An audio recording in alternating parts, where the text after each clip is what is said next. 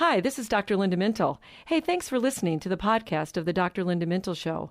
Our website is filled with more encouraging interviews, all accessible at myfaithradio.com. Doing life together, reaching out with hope, encouraging one another, each step along the road. You and I can make everything a little better, doing life together.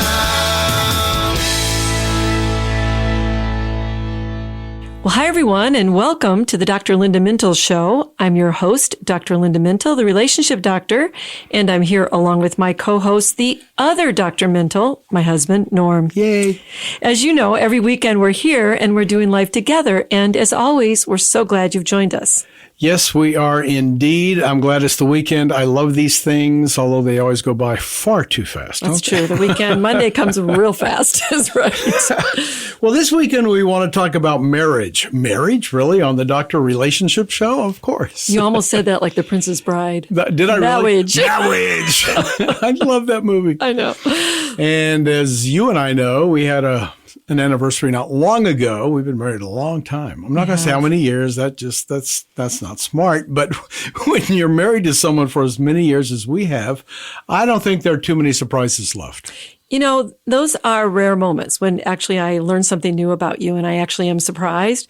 But in fact, the other night we had some people over for dinner and you told a story about your childhood, Norm, that I had never heard. I actually learned something new. You know, I wish I had planned it that way, but I didn't. But it's good to know that we can still surprise each other, isn't it? And sometimes couples think that when they know each other so well that's just too boring. And they see each other as predictable and they go through the exact same routine every single day. So it is like having a regular routine. You wake up, you get your coffee, you go to work, or you're at home and you're then helping your kids with homework. You eat dinner, you got to get the kids to bed. You might watch a little TV and then you get up and you do it all over again. And if you never, ever break that routine, it actually could get kind of boring. That kind of sounds like ours, how we do things. Are we boring? Or do we confuse comfortable with boring? I like that. There is a difference. So being comfortable in a relationship is a really good thing. And the need for regular excitement, honestly, is just overrated. And it's not really attainable in a long-term relationship. But our culture is constantly stimulating us to do new things. And I do think that we love that adrenaline rush of excitement. However, marriages don't suffer because of routines. They actually have to be rather spontaneous at times, but a routine is okay. It's good, it's comfortable, because it really has to do more if you stop paying attention to each other and you get lost in that routine and you take each other for granted. That's where the trouble actually begins. Well, I think to your point, how many times have we been sitting in a restaurant and you look over and you see a couple sitting at a table and they're not even talking to each other? In fact, the other night we saw a family of three and all three of them were on their phones. I know, right? That happens so often. They go out for this nice dinner and then there's no conversation. And their partner is right across the table from them and both of them are on their phones. You know, to me, that signals a problem. The phone is an object. It has more of your attention than the person sitting across the table from you. So why does that happen? Are they taking each other for granted in this case, or they're just thinking we're so secure in our relationship, we don't have to put any effort, we don't need to talk to each other? What do you think that's about? It could be both of those things, but the lack of attention to your partner really does wear on a relationship, and that can lead to distance. And as we've talked about a lot on our shows, emotional distance is a predictor of divorce. So put away the devices during an evening out, focus on connecting with your partner. Just that one small change could make a real difference. And we wouldn't look at you funny. No, that's right. We're not analyzing everybody when we're out to eat. Well, we noticed that thing. Well, what about the couple who says, I'm just bored with you. We don't have anything in common anymore. You know, I always wondered about that because what brought them together, what was it? What were they doing in the first place that brought them together? Good question. Did they have nothing in common when they were dating, or did they just stop doing things together? Did they stop learning or trying new things or growing together? I mean, think about what brought you together in the first place. What did you like to do? maybe life has gotten in the way, but you can revisit those common things or even find new things to do. Well, since we're talking about boredom, I hope we all know that feelings in every relationships kind of come and go. They wax and wane. And over time, we can't possibly sustain that very initial excitement that we fell in love with, that passionate love. It's just not how relationships work, despite what the media would love to tell us. That's right. And when you first get to know somebody, you are fascinated with them. You're excited. You idolize them, meaning you overlook all their shortcomings. But around about a year into the relationship, up to about 18 months, those intense feelings begin to decline, and the relationship moves more into what we call a realistic phase, in which you then should be working on developing commitment, trust, and affection. This is when you really get to know someone. Then moving forward, there are going to be those periods of excitement and also those more mundane times. Isn't that what you used to call the love cocktail? Yes. Well, we teach it. That's what happens in the brain. It's a chemical reaction in the brain. So all this means to me, I think, is that we have to expect our relationship not to always be filled with excitement. Exactly. And expectations, which are often influenced by movies and other media, need to be realistic. Unless you live in a place where you can just pick up and fly to an island or dine in a new city every night, for example, like The Bachelor or The Bachelorette, you're going to have routine and even boring days. And the key here is not to think that your partner is boring, but evaluate what you can do in the relationship to shake it up a bit, to keep that boredom from becoming a constant state. If your relationship becomes monotonous, and you are apathetic about this, then that is where the problem begins to set in. So it sounds like what you're saying is we need to guard our thinking about all of this, that thinking that our relationship is boring and other relationships look a lot more exciting, that's probably not so good for you and your partner. Our culture is just saturated with the message that marriages need to be spiced up, even kinky, and full of drama. If you watch any relationship movie, the message is that unless our relationships are filled with action, intense passion, and drama, then we have to do something to save it before it ends in divorce. That's the grass is greener kind of thing. Mm-hmm. That thinking has to lead you to someone, at least, to think, oh, I think my life would be so more exciting with someone else. And boy, that thinking that there's someone else more exciting out there for me will definitely ruin your relationship. In a heartbeat. It's really how people begin to think, and then that ends up leading to a separation or a divorce. So much better to think, we just need to add a little excitement to our relationship, to maybe change things up now and then and put a little bit of spice in the relationship. And if you talk about this and you work on this together, you can actually do that. And you might even ask yourself, what can I do to make things more interesting? Take some responsibility, right? Yeah, that would be good. Often that involves, continue to develop yourself as a person. Having some interests and some hobbies might help rather than just sitting in front of the TV all the time. You might get more excited about your life, which means you'll bring some excitement to the relationship and give you and your partner something to talk about. Sounds like the real key. Well, maybe I can talk. It sounds like the real key here is staying connected to your partner in meaningful ways, not just superficial ways, not just coming home, getting on the phone, not even talking to one another like in the restaurant, or getting so busy with the kids that you lose sight of each other. Look, there are times when you do have to focus on something in your life, in your family, certain family members.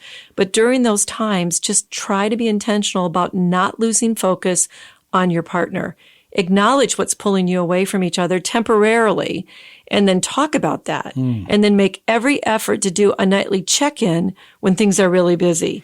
I read a study from a group called Lasting that found only 34% of married people believe their marriage had a healthy emotional connection.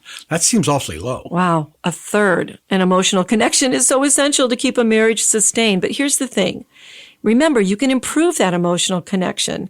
You can do things like listen, validate your partner, ask open-ended questions. These are really easy ways to connect on an emotional level. Give us some more. Any other ideas to help us avoid monotony and boredom? I think not taking the person for granted. So start by noticing how much time and attention that you actually give to your partner.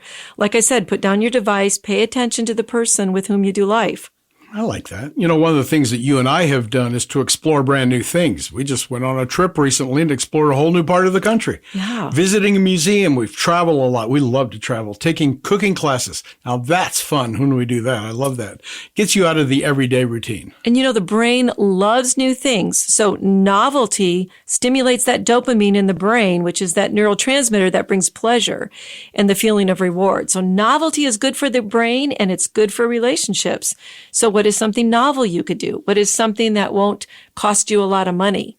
Like discovering a new bike trail or a walking trail or a new part of town where you can go and visit. Those are free. Those are easy.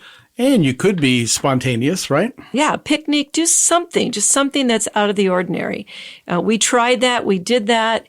And we try that every now and then. We try to pick out something else. We're even thinking of pickleball. We know it's a big deal. We've never played it. It looks like something we could do. We were tennis partners at one time, so maybe we could do pickleball. I'm thinking that might work. We also know that when we took that cooking class in Italy, that's something we still talk about. Oh my gosh, that was so much fun. And we made gnocchi, and you don't even like gnocchi. I don't even like gnocchi. But it was delicious. Spectacular. Something about that Italian Tuscany food that just makes it really great. You know, it's really hard to beat, isn't it? Yeah. So the point of this is you can find something. It doesn't have to be expensive. You can go in your backyard and do a picnic or do something like that and make it just something out of the ordinary. Again, just remember, think of something new you could do today that would stimulate the brain and bring a little excitement to the relationship. And that doesn't have to be expensive. And it can be out of your routine, and that can be free. So create new experiences. That's what we're suggesting you do. Right. And even if you're a little bit competitive, Norm, I just want to say, because you and I get a little competitive with sports. Really? You might want to think about maybe doing some of that with another partner and then bringing something that you do well together. So pick something you both like and enjoy. I got it. Well, here's a routine I'm going to stick with. I'm going to throw us to the break. Stay with us. More to come on the Dr. Linda Mintle Show on how to shake up that boring relationship. Conflict is a part of every healthy relationship. How you deal with conflict is what will either grow or destroy relationships. Do you avoid? Maybe you become highly emotional and then regret what you said or did. Getting control of our emotions is not always easy, but it is possible. Hi, this is Dr. Linda Mintle, and I wrote the book We Need to Talk in order to help all of us deal better with conflict. We Need to Talk, available at bookstores and online where books are sold. Raising Healthy Kids in an Unhealthy World. Available on Dr. Linda's website, drlindamintle.com, and available online where books are sold. Mother and daughter relationships are powerful, and they impact all our other relationships. Think about it.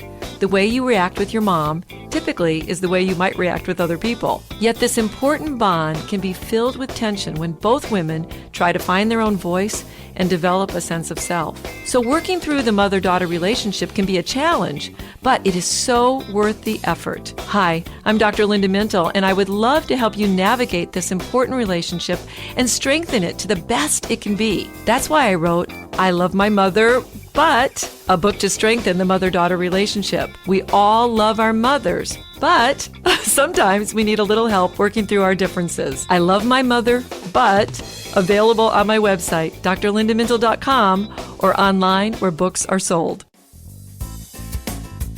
Well, welcome back to the Dr. Linda Mintle Show. Just a reminder that you can follow Dr. Linda on her social media, Twitter and Instagram, at drlindamintle, and Facebook, Dr. Linda Mintle, author and speaker. You can also listen to this podcast on myfaithradio.com or on any of your favorite podcast platforms like iTunes. Just search Dr. Linda Mintle Podcast or go to myfaithradio.com. Today, we're talking about how boredom can set into any relationship and ways to break up the boredom. Hey, wake up over there. I need to do something novel. That's right. How about going on a date night or trying new things? What is it that keeps your emotional fire going? That between those two people, help us, Dr. Linda. You know, it's really quite simple when you think about it. It's really growing together. in a relationship. And I think that's part of what we've been talking about is we've noticed how people are just kind of on their phones and not even interacting with each other. But when you start to grow together, you become more vulnerable with each other. You start to be more open and honest. And this brings a deeper type of intimacy and connection with your partner.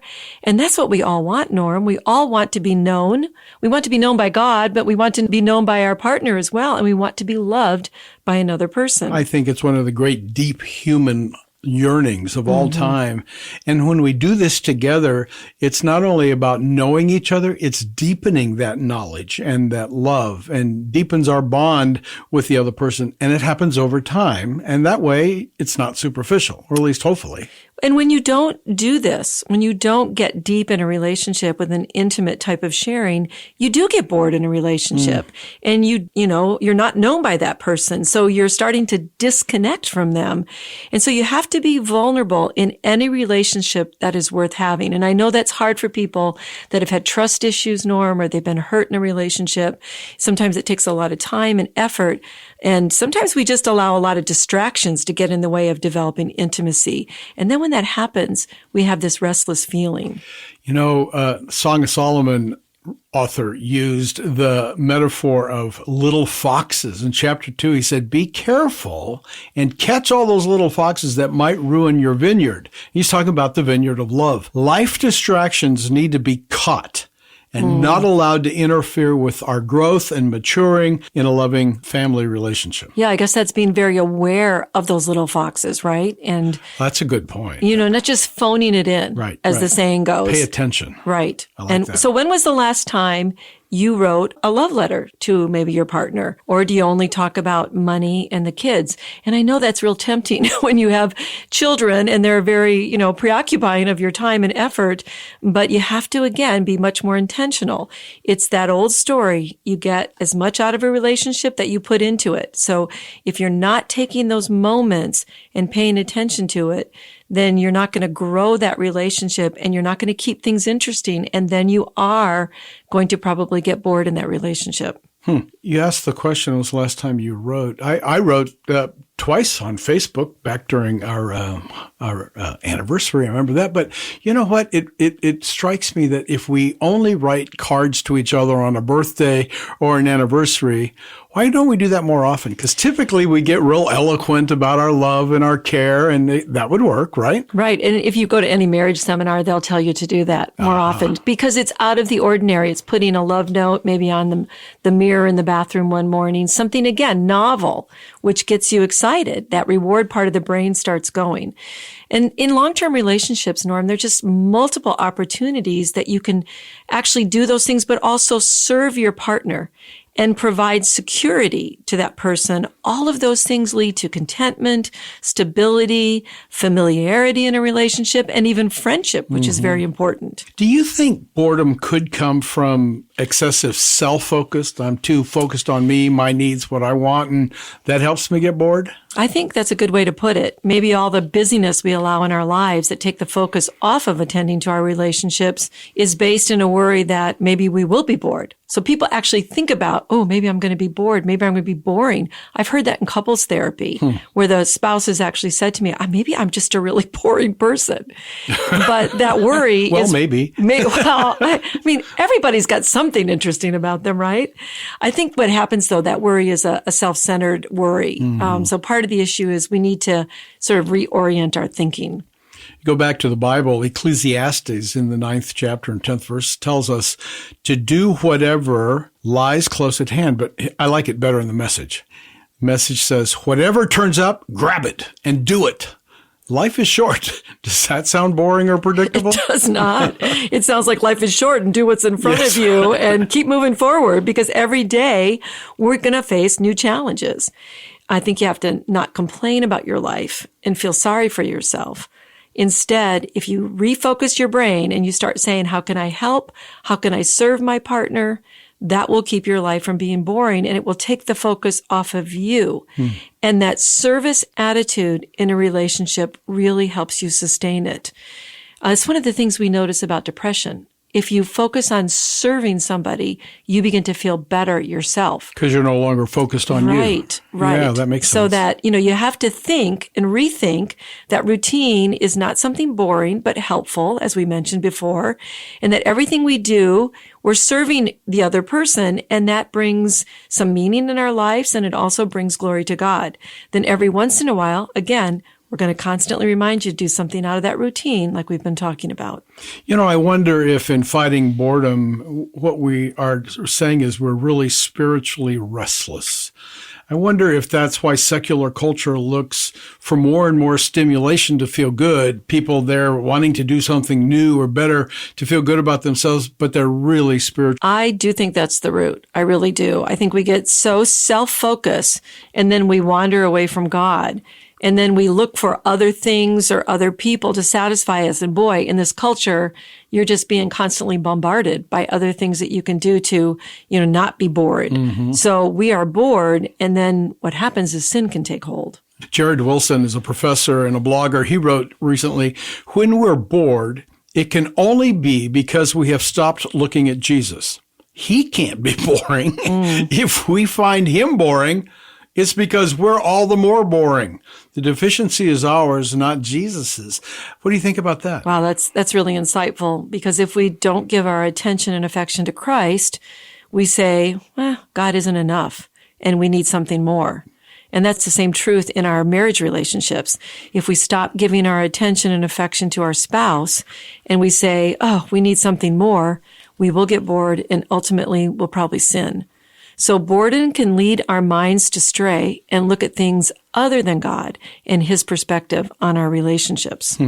Our friend Barry Corey is the president of Biola University on the West Coast. He wrote a blog on the virtue of boredom a few years ago. He defined boredom as, here's what he said, creating uninterrupted space without connectivity to nurture relationships with ourselves, with others, with God.